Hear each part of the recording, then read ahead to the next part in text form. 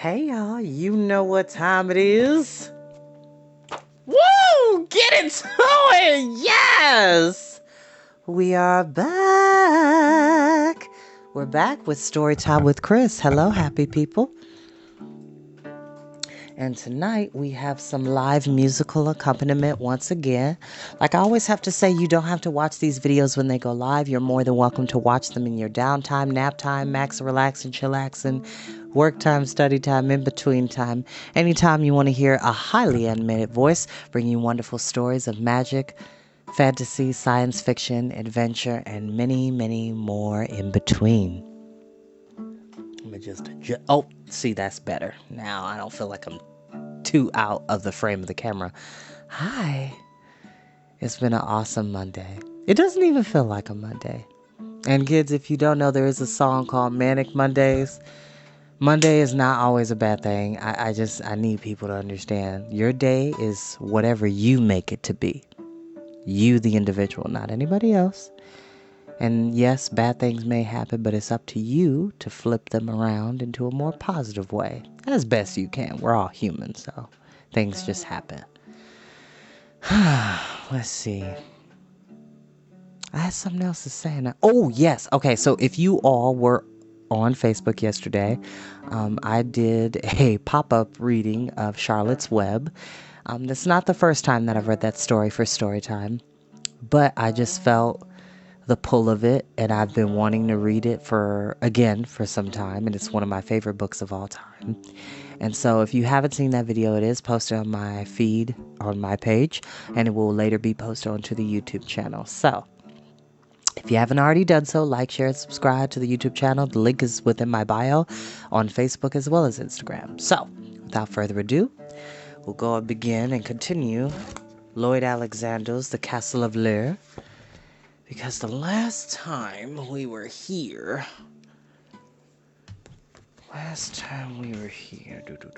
Okay, so Taran, Gurgi, Fluter, and Prince Rune have made a raft to try to get back to the castle. They were attacked by the giant tawny cat Lion, who is then distracted by the talking crow Ka from trying to harm our wonderful band of adventurers. And now, we're going to see what happens next as the mystery unfolds as to where Princess Ilanwe is and the steward Mag. We're going to see what happens.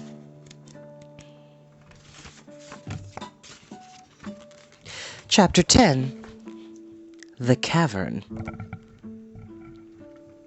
Heedless of Fluter's warning shout, Taran leapt into the pit and slid quickly past a mesh of torn roots. The hole widened a little, then dropped straight.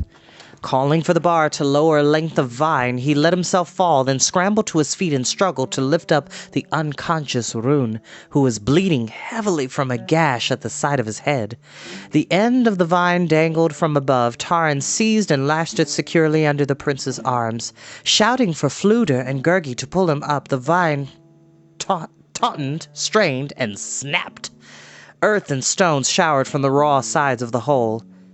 "Beware!" Taran cried. "The ground is giving way." "Afraid you're right," Fluter called back. "In that case, I think we better give you a hand from down there." Taran saw the soles of Fluter's boots plunge toward him. The bard landed with a grunt. Ooh! And Gurgi, whose hair looked as though it had scraped away most of the dirt from the hole, tumbled after. Prince Rune's eyes fluttered. "Hello," he murmured. "What happened? Those roots were surprisingly deep." "The lamb must be eaten away along the riverbank," Taran said. "When you pulled, the strain and weight opened up this hole." "Never fear," he added quickly. "We'll soon have you out. Help us to turn you. Can you move at all?"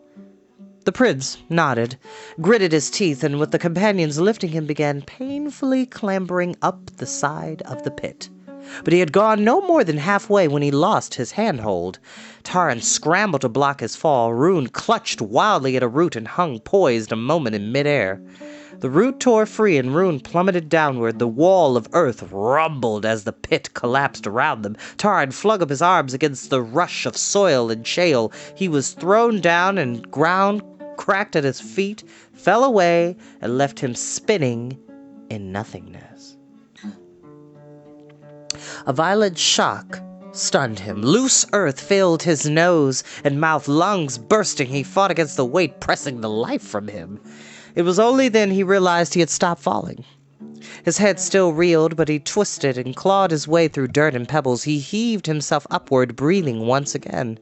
Gasping and trembling, he dropped at full length on a sloping rocky floor in darkness so deep it seemed to suffocate him.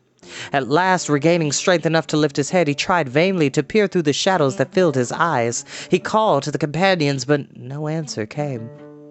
His voice rang like a strange, hollow echo. In despair, he shouted once more. "Hello, hello," called another voice. "Prince Rune?" Tarn cried. "Where are you? Are you safe?" "I don't know," answered the prince. "If I could see better, I could tell you better." Raising himself to hands and knees, Tarn crawled forward. His groping fingers met a shaggy mass that stirred and whimpered. "Terrible, oh, terrible," moaned Gurgi. "Rumblings and crumblings fling poor Gurgi into fearsome blackness he cannot see." "Great Llyr!" came Fluter's voice out of the dark. "I'm delighted to hear that. For a moment I thought I had been struck blind. I swear I can see more with my eyes shut." Ordering Gurgi to hang on to his belt, Tarn crept in the direction of the bard's voice. Soon the companions had found each other again, and also Prince Rune had managed to drag himself forward. "Fluter," Tarn said in an anxious voice, "I fear the landslide has blocked the pit. Dare we try to dig our way out?" "I don't think it's so much a question of digging as it is of finding, if you take my meaning," replied the bard. "Whether we can burrow through all that dirt is, to say the least, highly doubtful. Even a mole would have trouble, though I'm willing to give it a try. A flam is undaunted, but," he added, "with the light to guide us, we shall spend the rest of our days looking for the right spot to dig." Tarn nodded and knitted his brows. "It's true. Light is as precious to us as air." He turned to Gurgi. "Try to use your flints. We have no tinder here, but if I can catch the spark in my cloak, it may be enough to set it alight." He heard rustling, slapping sounds as though Gurgi were searching himself all over, and then a dismal wail. "Firestones are gone," Gurgi moaned. "Wretched Gurgi cannot make light blazing. He has lost them. Oh, misery and woe! Gurgi will go alone to seek them." Tarn patted the creature's shoulder. "Stay with us here. I value your life more than firestones. We shall find some other way." "Wait," he called. "Alonwe's bauble. If only it would light for us." Quickly he thrust his jacket and drew out the sphere. For a moment he held it covered in his hands, fearing disappointment should the bauble fail to glow. Holding his breath, he slowly moved a hand away. The golden sphere lay cupped in his palm. He could feel its smooth, cool surface and its weight, and which was somehow not weight at all. He sensed the eyes of the companions upon him and could guess at their hopeful glances. But the darkness pressed heavier and more stifling than ever. The bauble gave not the slightest glimmer. "I cannot do it," Tarn murmured. "I fear it is not given to an assistant pigkeeper to command such a thing of beauty and enchantment." "No sense in my trying," said Prince Rune. "I know I can't make it work. The very first time I held it, the thing blinked out the moment it was in my hands. Surprising, the Princess Llyr could light it so easily." Tarn groped toward Fluter and put the sphere into his hand. "You know the lore of the bards and the ways of enchantments," he urged. "Perhaps it will obey you. Try, Fluter. Our lives depend on it." "Yes, well," replied Fluter, "I must admit I have no great skill in these things. The true lore of the bards, sorry to say, has always been a little beyond me. There's simply too much to know that I could never squeeze more than a drop or two into my head. But a flam is willing." Moments passed, then Tarn heard Fluter sigh with discouragement. "Can't get the hang of it," muttered the bard. "I even tried rapping it on the ground, but that doesn't do either. Here, let our friend Gurgi have a go at it." "Woe and sorrow," moaned Gurgi after the bard had passed the sphere to him and he had held it for a while.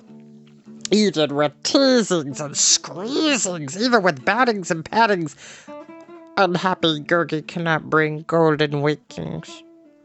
A flam never despairs, cried Fluter, but, he added dolefully, I'm coming rapidly to believe that this pit will be our grave, without even a decent mound to mark the spot. A flam is cheerful, but this is a disheartening situation.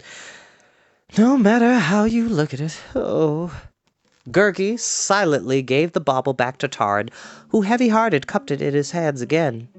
With yearning now he held it, and his mind turned from his own plight to thoughts of Eilonwy. He saw her face and once more heard her gay laughter ring clearer than the notes of Fluter's harp. He smiled to himself even as he recalled her chattering and her sharp words.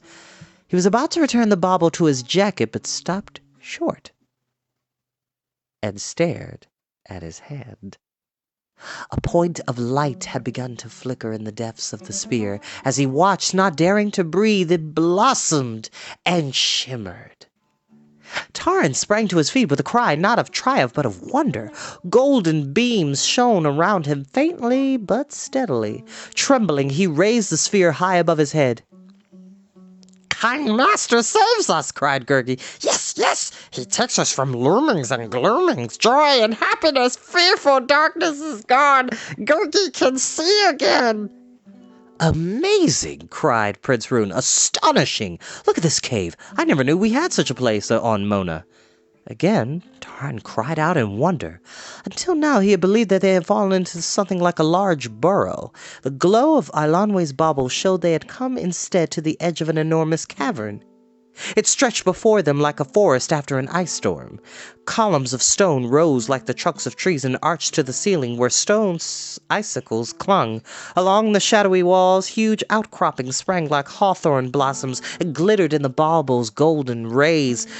Threads of scarlet and vivid green twisted through luminous shafts of rock. White tendrils of crystal curled along jagged walls, gleaming with rivulets of water. Still other chambers lay beyond this one, and Tarn caught sight of wide pools, flat and glistening as mirrors. Some gave a dull greenish glow, others a pale blue.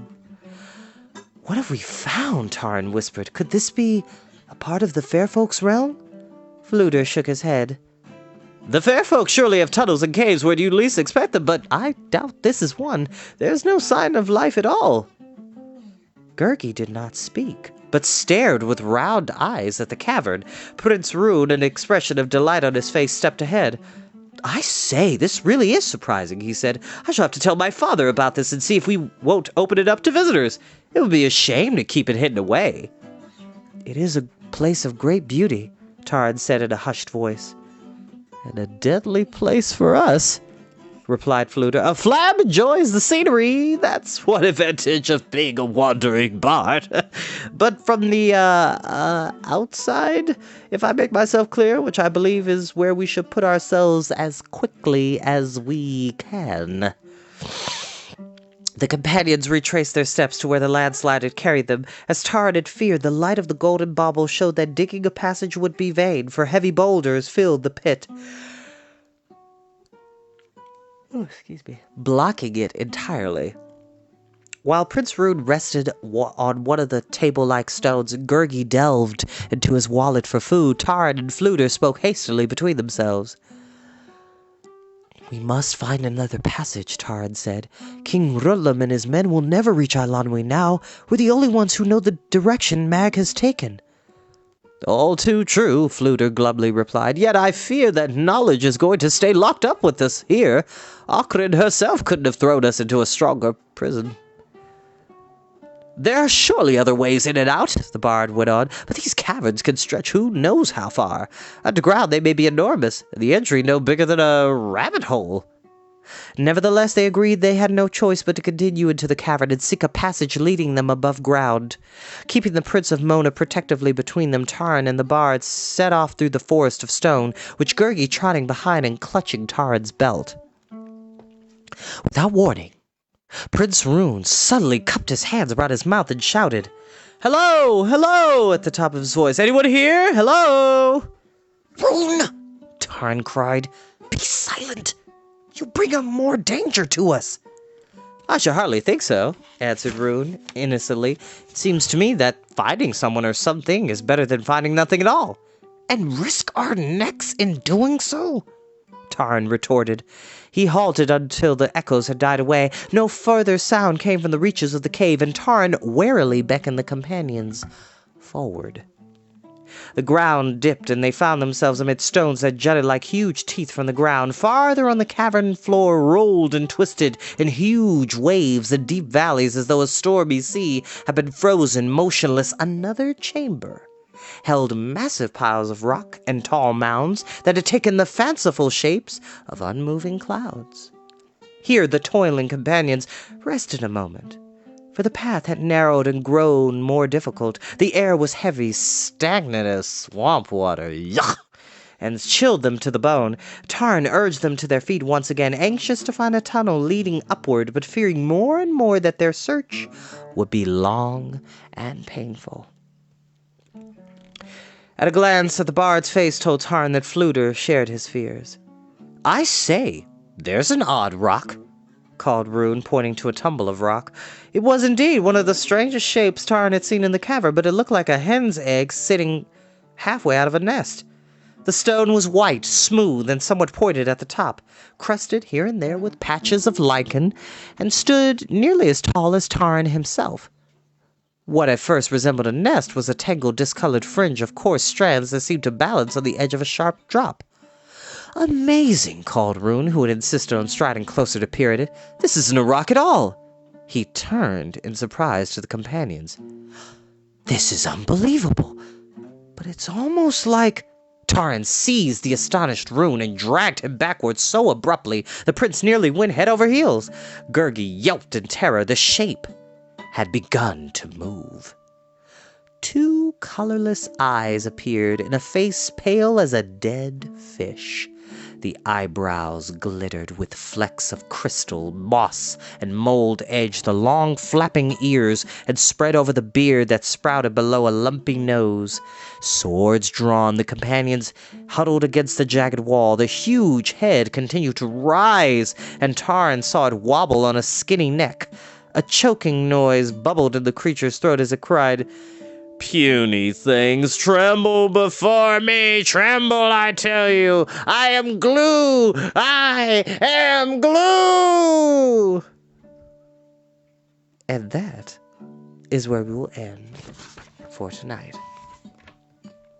Now, if you all remember from previous chapters, Glue is the sorcerer that made those potions that turned Lion into a giant cat, because he was trying to make a size-altering potion, but apparently he had a few mistakes in between, and they thought he was eaten by the cat, but now he's been locked in this cave, seemingly, so we're going to find out what happens next time.